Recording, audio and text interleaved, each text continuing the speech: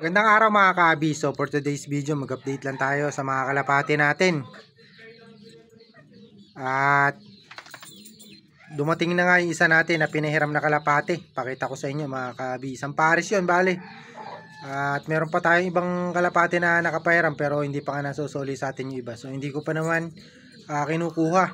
So itong kalapati natin hindi nga nagamit pero matagal din na nasa pahiraman to. Siguro almost 2 months din na nasa pahiraman o 2 months mahigit. So hindi ko sure. Pero pakita ko sa inyo mga kabi at hindi raw nagamit. So ito muna pala, update pala muna tayo dito. At babaklasin ko na rin to. At parang ayaw nga magsubo na itong breeder natin. So hindi ko alam kung sino rito. Ay buti nagsubo na ulit to. Ayan. So, ito sigurong hen ang nagsusubo. Itong kak ayaw sigurong magsubo. Ito so check natin. Ayan yung patuka. So kanina mga kabi, wala nga laman to. So ilang araw ko na nakikita, 2 araw na bali. Simula kahapon, nandito nga tayo. Chinek ko nga yung young bird natin na yan. So konti lang yung butche pero punong-puno naman lagi yung patukaan natin. So ayaw nilang subuan. So hindi ko alam kung sino yung hindi nagsusubo rito, kung yung kak o yung hen. Kaya ang gagawin ko rito pagka ganito na hindi nga nasubuan, bali paghihiwalayin ko na yung dalawa na to. So bali isa lang yung magiging anak nila. So hindi ko lang alam kung ano magiging kulay niya, no. Ayan, no? So bali 2 singsing ang susuksok natin dyan para sa south na yan mga kabi. At hindi na tayo makakahabol sa norte. So yung panghabol natin ng norte, 2 lang sana yung pang norte natin. Nawala pa yung isa. So sayang. So sana makabalik pa. Isang araw pa lang naman yung lumilipas. So pakita ko sa inyo yung sinoli sa atin na kalapati. Ayan, sarado muna natin to. Hindi pa naman sa atin sanay pares to. Ayan, so naka-stick naman pala. Ito mga kabi, dito ko nilagay. So 2 blue bar. So bali etong blue bar na to, ito ang tatay nung clacker natin last lap ng norte, ng summer race. So marami nag-iiyakan dun sa race na yun. At tayo okay lang naman kasi nga ano lang, kumbaga chill lang tayo na mga kabi. Ito yung tatay. So napakaraming puncher nga na mga gagaling na puncher nag-iyakan doon sa last lap kasi nga hindi nag-clock yung ibon nila. So ito yung tatay nung clacker natin nung last lap. So malapit lang naman yung race na yun kaso mahirap nga raw yung race na yun. So yung anak na ito mga kabi, bali yung finisher nga natin ng south ay ng summer race nun, bali sinampa natin sa special race. So hindi nga nakauwi at medyo mahaba medyo malayo yung baktaw kasi nun mga kabi. Tapos naglulugon nga. So yun yung kadahilanan na hindi nga nakauwi yung anak nito mga kabi.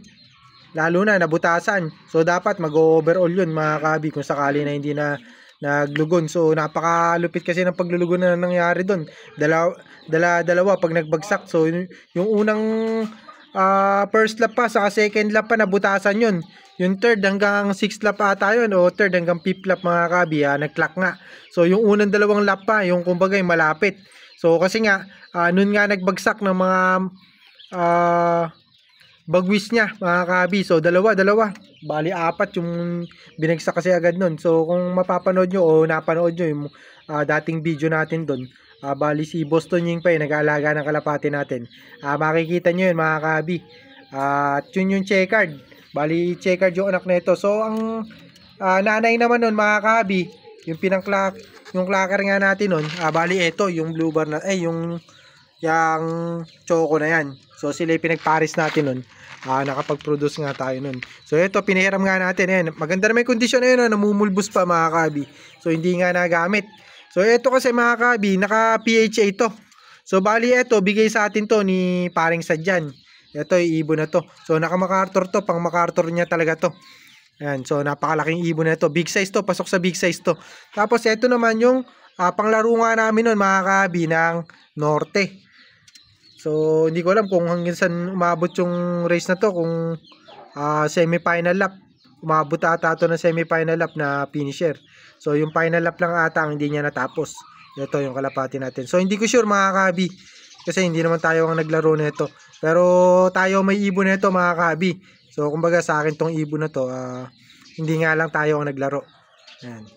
So magandang ibon to. So kapatid to ng Tacloban, 2 times Tacloban, 2 times Norte. Siya yung kapatid.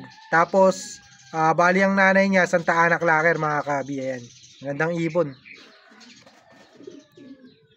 Ito naman mga kabi, champion line to. Bali, dalawang champion line pinag-cross natin.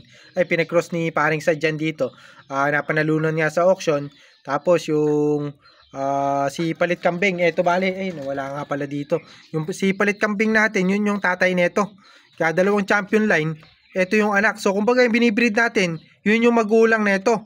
Si Palit Kambing, saka yung napanalunan sa auction. So yung Hooters line ni paring Sadyan.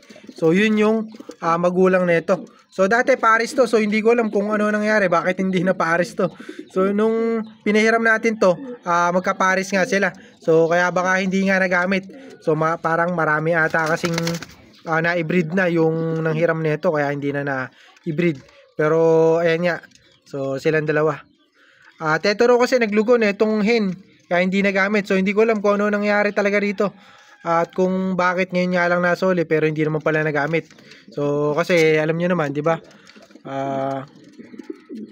Tayo naman mabait naman tayo. Magpapahiram lang tayo na magpapahiram pag may nang hiram at pwede naman natin ipahiram. So kung hindi naman natin gagamitin. So para kahit papaano tipid tips din sa loop natin at nakakabawas tayo ng pakainin. So kalaki pa naman ang ibon na to. Pero eto mga kabi, kung hindi nga to hiniram, talagang gagamitin natin. Silang dalawa rin pagpaparisin natin. No? So tingin ko may future to mga kabi. No? So mukhang talagang nakalaan sa atin dito. Mukhang eto magpapa-champion sa atin sa South. Kasi nga mga kabi, eto talagang pinahiram natin. At bala ko talagang gamitin to, lalo na tong blue bar na to. Yung malaki, yung big size na to. So mahilig kasi ako sa malalaking ibon. Tapos blue bar pa. So alam niyo naman kapag ka blue bar talagang matik sa atin. Nagpe-perform. Saka yung mga black checkered natin. So yan yung mga ibon na nagpe-perform talaga sa atin. Kumbaga parang buenas ata ako sa mga ganyang kulay ng kalapate. Alam niyo naman. Mga black checkered natin. Yung black check na sunog na checkered. Saka yung blue bar nga yung mga ganitong kulay. So medyo swerte tayo sa mga ganitong kulay. So siguro trip lang din siguro. Pero ako ang gusto ko talagang kulay mga kabi, off color, yung mga grisel. So buti nga mga kabi, meron tayong grisel ngayon na i-breed o kumbaga nakuha, future breeder. So nakuha natin kay Sir Iking. So yung palit kambing, yung piso tamang barko niya. So lahi ng piso tamang barko niya.